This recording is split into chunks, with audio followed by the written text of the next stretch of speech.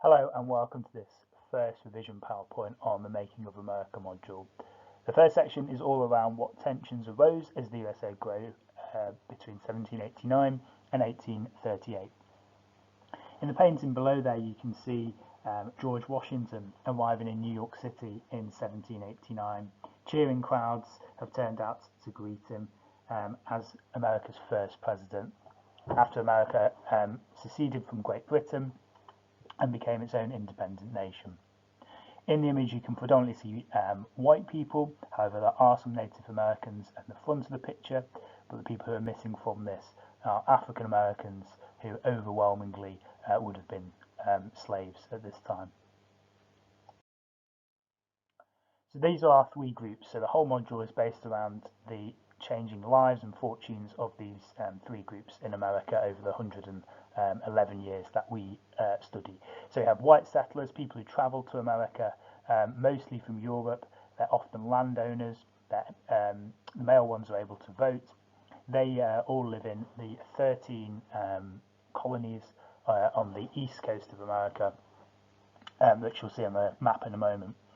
We also have the Native Americans, or the Indians. These are the indigenous people. They're made up from many different tribes. They're all from separate kind of nations and aren't one homogenous group.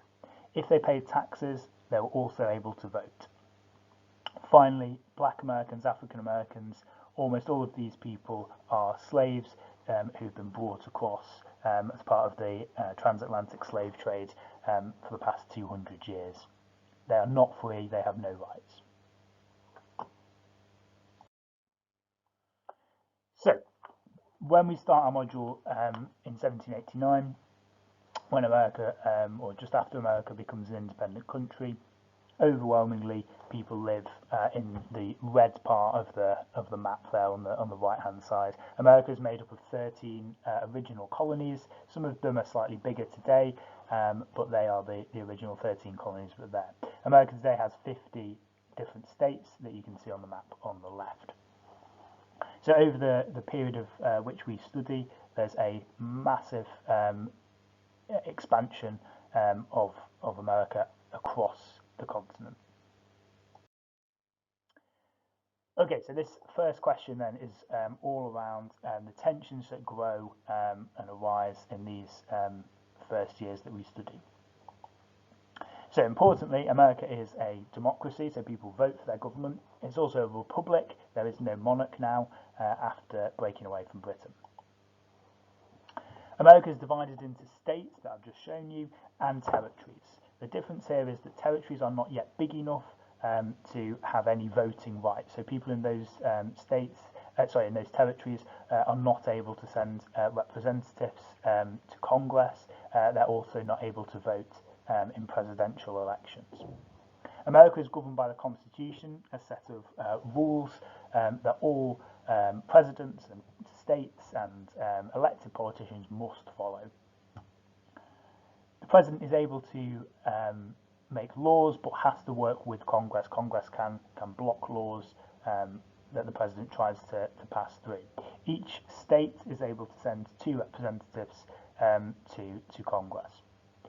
We finally have the Supreme Court, which is there to check that the Constitution is being followed. So all of the rules within the Constitution are followed. So if a state or the president tries to pass a law that is seen as unconstitutional, going against the Constitution, the Supreme Court can step in and block that.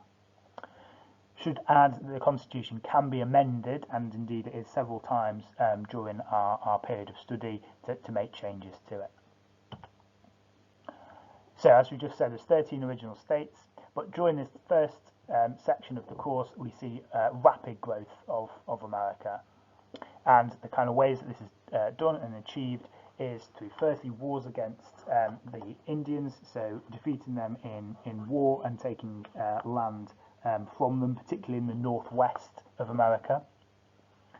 The expansion of slavery, so slave holders, slave owners looking for more land to farm, and also better quality land which can grow better crops or more crops, so that forces them to sort of spread out. Actions of the government, so presidents like Thomas Jefferson open up the northwest and southwest territories for settlement. They encourage people to move there. They sell land cheaply there.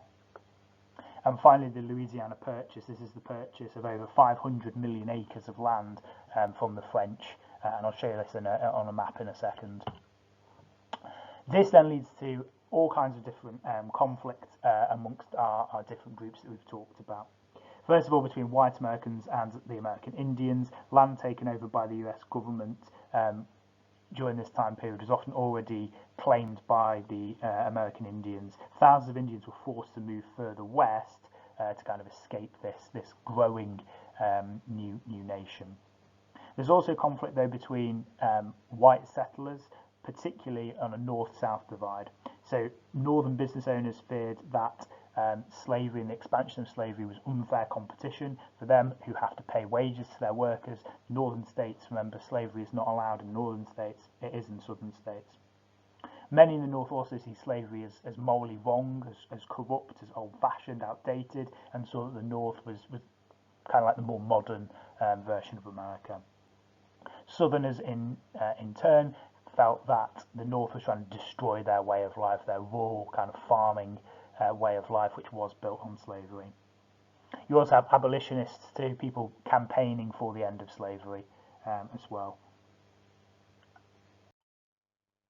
So there is that map. You can see the expansion of America during this period. So the section of the map in purple in the centre is land purchased from the French in the Louisiana Purchase, which then leads to the creation of 3 new states there in this time period that you can see: Missouri, Arkansas and Louisiana.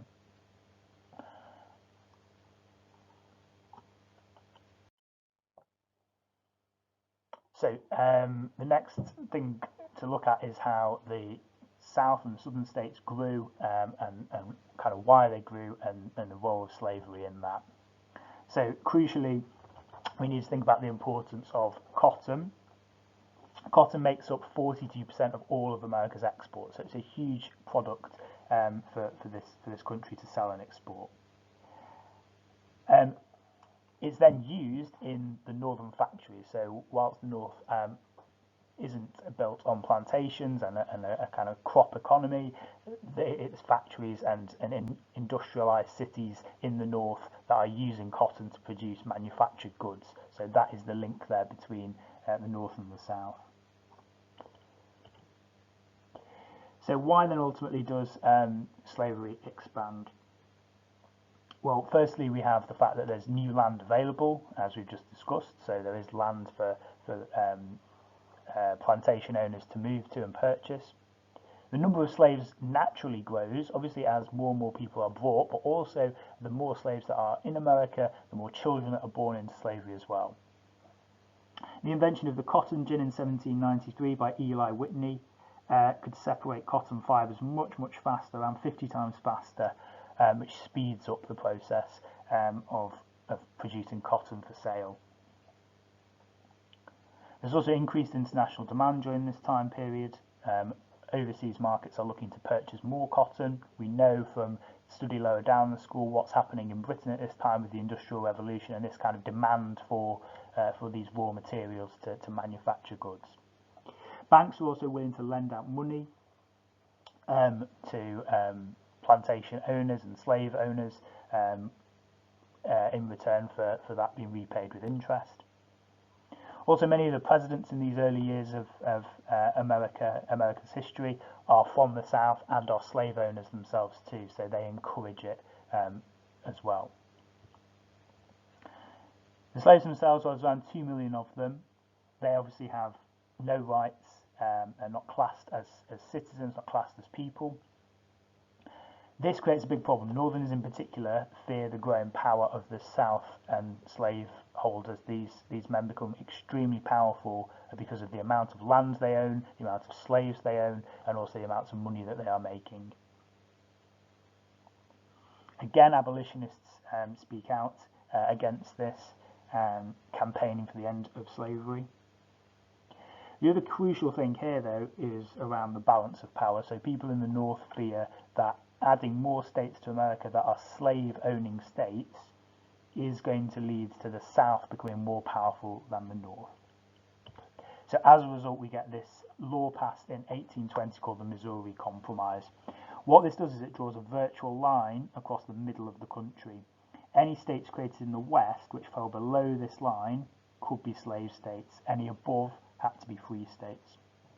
It said that all territories in the West now, so places that aren't yet states, would be free states and would not allow slavery until they joined as full states. So slavery was not going to be allowed outside of the existing states. So it sets down a pattern for adding states to the USA in pairs. So one state is free, one state is allowed to own slavery. That keeps the power, keeps the balance of power in the American government fairly equal. Okay.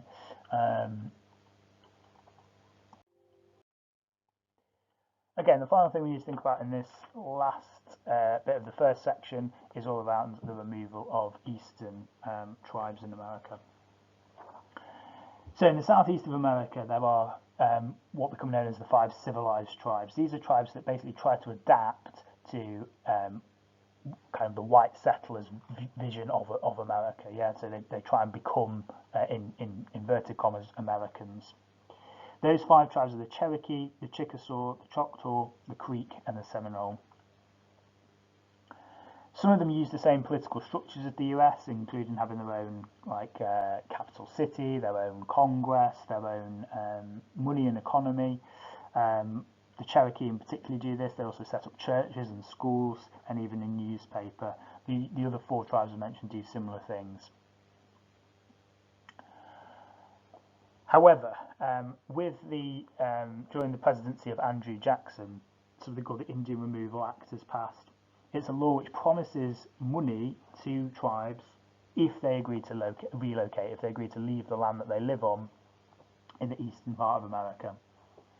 Jackson also sets up a permanent Indian territory, a piece of land which is basically specially built for, or specially put aside for Indian tribes to live on. It's west of Mississippi. It's in modern-day Oklahoma. Jackson had a very kind of negative view of the Indians. He saw them as childlike, as primitive, as people who needed kind of helping and raising up by the American government. The different Indian tribes respond differently though to this act and this kind of forced or encouraged removal. Some quickly agree and signed treaties and began moving west, including the Choctaw and the Chickasaw. The Cherokee, they are more resistant. They take their case to the Supreme Court, and the Supreme Court indeed backs them and agrees with the Cherokee that they should be allowed to stay on their land. They shouldn't be forced to move. The Creek, meanwhile, refused to sign any kind of treaty at all. So as a result, the US government starts using a range of tactics to forcibly remove these people now, in particularly the Seminole, the Creek, and the Cherokee. The Seminole actually fight a war against the American government, which they win. However, their chief is killed during the peace talks. As a result of this, the remaining Seminole move westwards. The Creek do sign a treaty in 1832 to agree to give up some land. However, they then begin later on in 1835 attacking white settlers who've settled on their land and stealing their animals and livestock. The army then begin to forcibly remove the Creek westwards in 1836.